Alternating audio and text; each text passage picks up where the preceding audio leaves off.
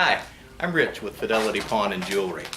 You know, a lot of people ask me about the history of pawnbroking and how pawn shops got started. It's an interesting story.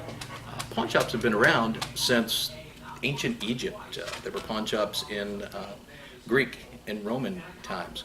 But the real modern version of the pawn shop got started in Italy in the 1500s by a family, very famous family in Italy, the Medicis.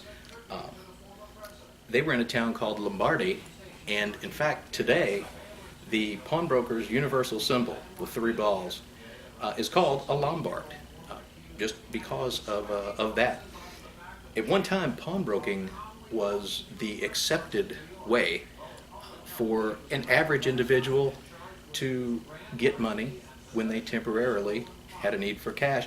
And even kings and queens have used pawn shops in historic times. Queen Isabella, for instance, once pawned the crown jewels of Spain in order to finance a war.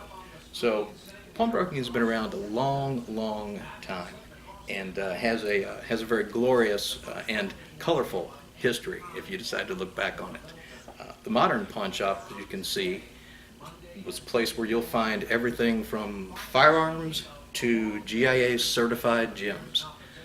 We do our best to evaluate collateral and, just as the Medicis did in the 1500s, provide loans to people backed by their assets when they need the cash.